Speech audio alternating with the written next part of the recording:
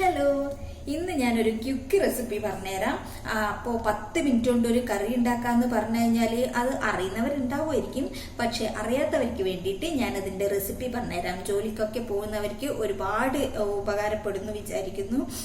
അത് ഉണ്ടാക്കി നോക്കുക, എന്നിട്ട് ഫീഡ്ബാക്ക് അറിയിക്കണം എന്തായാലും കേട്ടോ. നല്ല ടേസ്റ്റി ആയിട്ടുള്ള ഈസി ആയിട്ടുള്ള ഒരു റെസിപ്പി. അപ്പോൾ എങ്ങനെ ഉണ്ടാക്കുന്നതെന്ന് നോക്കാം.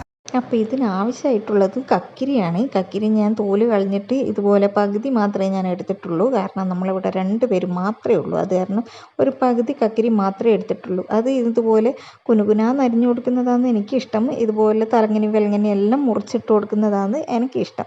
വെലിങ്ങനെയാണെങ്കിൽ വെലിങ്ങനെ മുറിച്ച് കൊടുക്കാം. പക്ഷേ എനിക്ക് ഇതുപോലെ ചെറുതായിട്ട് അരിഞ്ഞിട്ട് കടിക്കാൻ കിട്ടുന്നതാണ് എനിക്ക് കൂടുതൽ ഇഷ്ടം. അത് കാരണം ഞാൻ ഇതുപോലെ ചെറുതായിട്ട് കുനുകുനാന്ന് അരിഞ്ഞു കൊടുക്കുകയാണ് ചെയ്യാറുള്ളത്. അങ്ങനെ അത് മുറിച്ച് മാറ്റി വെച്ചിട്ടുണ്ട്. ഇനിയൊരു മിക്സിയുടെ ജാറിലോട്ട് ഇതിന് അരക്കാൻ വേണ്ടിയിട്ടുള്ള തേങ്ങ ഇട്ട് കൊടുക്കുന്നുണ്ട്. കുറച്ച് തേങ്ങ ഇട്ട് കൊടുത്ത് അതിൻ്റെ അകത്തേക്ക് കുറച്ച് ജീരകം ഇട്ട് കൊടുക്കുക. ഈ സമയത്ത് വേണമെന്നുണ്ടെങ്കിൽ പച്ചമുളകും ഇട്ട് കൊടുക്കുക. ഞാൻ പച്ചമുളക് പിന്നീട് മുറിച്ചിട്ട് കൊടുക്കുകയാണ് ചെയ്യുന്നത്.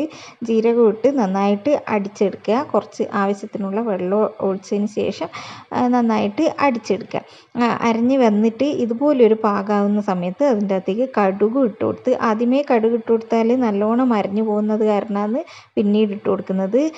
കടുക് ഇട്ട് കൊടുത്തതിന് ശേഷം ഇതിൻ്റെ അകത്തേക്ക് ഈ അരപ്പ് നേരെ നമ്മുടെ കക്കിരീൻ്റെ അകത്തേക്ക് ഒഴിച്ചു കൊടുക്കുന്നുണ്ട്.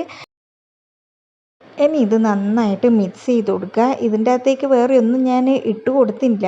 ഇനിയിപ്പം ഇതിൻ്റെ അകത്തേക്ക് എരിവിന് ആവശ്യമുള്ള പച്ചമുളക് ഞാൻ ഒരു പച്ചമുളക് മാത്രമേ എടുത്തിട്ടുള്ളൂ.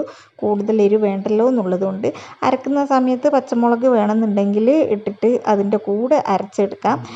ഇത് ഞാനിപ്പം മുറിച്ചിട്ട് കൊടുക്കുകയാണ്. അങ്ങനെ മുറിച്ചിട്ട് കൊടുത്തിട്ടുണ്ട്. ഒറ്റൊരു പച്ചമുളക് മാത്രമേ എടുത്തിട്ടുള്ളൂ. അതും കൂടി ഇട്ട് കൊടുത്തതിന് ശേഷം നന്നായിട്ട് മിക്സ് ചെയ്തിട്ട് പിന്നെ ഉപ്പിട്ട് കൊടുക്കുക. ആവശ്യത്തിനുള്ള ഉപ്പ് ഇട്ട് കൊടുത്തതിന് ശേഷം ഇതിൻ്റെ അകത്തേക്ക് തൈര് ഒഴിച്ചു കൊടുക്കുക. പുളിക്ക് ആവശ്യത്തിനുള്ള തൈര് ഒഴിച്ചു കൊടുക്കുക. കൂടുതൽ ഒഴിക്കണ്ട. കൂടുതൽ ഒഴിച്ചു കഴിഞ്ഞാൽ ഇത് നല്ല ലിക്വിഡ് ഭയങ്കര വെള്ളമായി പോവും.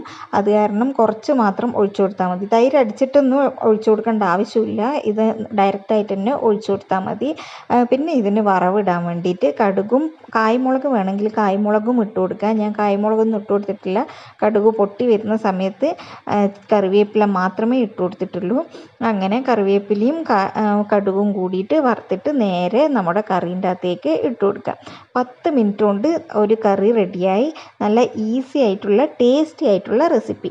ഇതാ ഞാൻ നേരെ ഇതിൻ്റെ അകത്തേക്ക് ഒഴിച്ചു കൊടുക്കുന്നുണ്ട്. നന്നായിട്ട് ഇളക്കി യോജിപ്പിച്ചതിന് ശേഷം നമുക്ക് കഴിക്കാൻ വേണ്ടിയിട്ട് ചോറിനൊക്കെ നല്ല ടേസ്റ്റാണ്. കഴിക്കാൻ വേണ്ടിയിട്ട് എന്തായാലും ട്രൈ ചെയ്ത് നോക്കണം കേട്ടോ.